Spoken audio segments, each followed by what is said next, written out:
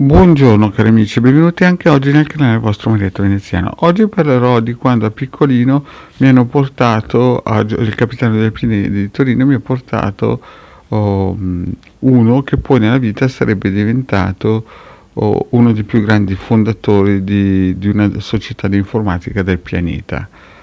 Però lo voglio raccontare come l'ho vissuto io da piccolino, ma prima di fare questo il vostro Marietto Veneziano vi vuole chiedere di iscrivervi al canale YouTube di Ildegala, al canale YouTube del vostro Marietto Veneziano, di venirci a trovare nei nostri gloriosi gruppi Facebook e anche iscrivervi, chiaramente i link sono sotto qui in descrizione, e anche nel canale di Telegram dove alle 20:30 ogni lunedì sera il Degala Marietto Veneziano coadiuvati da Midas elargiscono dei piccoli insegnamenti esoterici gratuiti. Chiaramente se avete problemi chiedete pure a Midas, che è sempre felice di aiutarvi.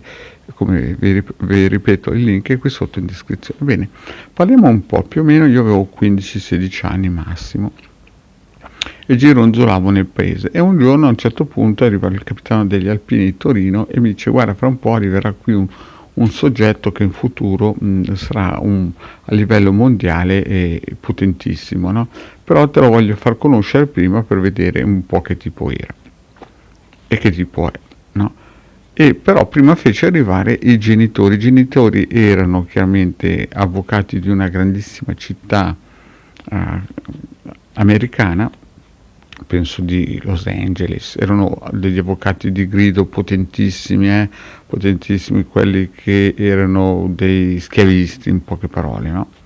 E parlavano solo inglese, erano arroganti, erano proprio, sapete, quei tipi che perché hanno il denaro pensano di camminare sul corpo delle persone. Io ero piccolino, non capivo niente di inglese, però percepivo dalle loro vibrazioni che, se anche facevano i salam alecchi, i sorrisi di circostanza, erano personaggi proprio arroganti, arroganti dentro. Infatti poi li ho rincontrati verso 23 anni, penso, roba del genere. Un po' quando hanno capito che era il capitano degli Alpini vostro Marietto, hanno abbassato le orecchie di circostanza alla Fantozzi, diciamo così, però il succo era sempre quello, era gente brutta dentro, arrogante, e sapete, è deboli coi forti e forti coi deboli, quei personaggi lì, ma chiaramente al capitano degli Alpini non gliela faceva nessuno. Però il figlio chi era? Il figlio era il classico ragazzino di 20 anni più o meno, nato da questa famiglia che chiaramente non aveva ancora visto bene il nord, no? I suoi genitori gli avevano già definito il futuro, lui invece avrebbe voluto fare il ragazzino, giocare col vostro Marietto, sapeva solo l'inglese e più o meno si gesticolava, un po' era bravotto, portava gli occhiali, era il classico ragazzo, insomma, nato da una famiglia molto benestante a livello planetario, ma che in fondo avrebbe voluto continuare a fare il ragazzo dei 20 anni. Purtroppo era stato destinato a governare praticamente una delle società più grandi del pianeta in futuro, no? Passano gli anni e in questi giorni io sto leggendo un po' cosa ha combinato questo ragazzo che adesso avrà 65-70 anni, e le sta combinando proprio di tutti i colori.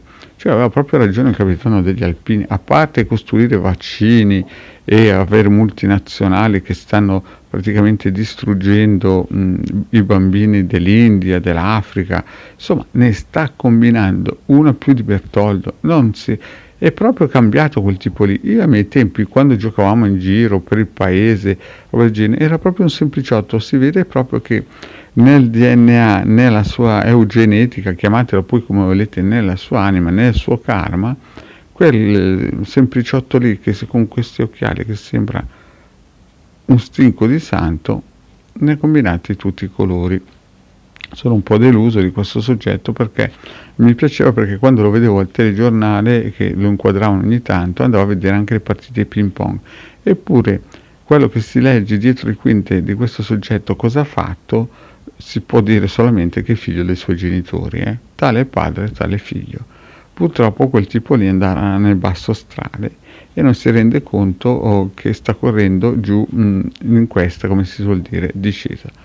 Questo racconto per dirvi che alcune volte alcuni figli sono proprio destinati a essere come i genitori, anzi lui peggio dei genitori, perché i genitori si erano fermati a Los Angeles, cioè erano fortissimi in quella zona lì, no? Erano il padre eterno in quella zona.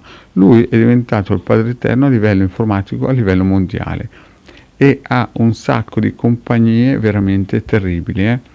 Quindi, cari amici, non dico per chi è figlio di gente molto potente di stare lontano dai genitori, però state attenti perché quelli sono abbonati e fissi per millenni giù nel basso astrale. Questo ragazzo mi ha deluso perché da piccolino, quando giocavo con lui, abbiamo giocato con lui un mese più o meno, no? Poi dopo se lo sono rivenuti a riprendere, se lo sono riportati negli Stati Uniti, era veramente simpatico. Era venuto, si era tolto da questo schifo dove era ed era venuto a giocare con noi a nascondino, anche se aveva 20 anni, giocava a ping pong, a calcio, insomma era un bambino di paesotto che purtroppo, messo nell'ambiente sbagliato, ha ricominciato a riprendersi il suo karma e andare avanti verso questa direzione.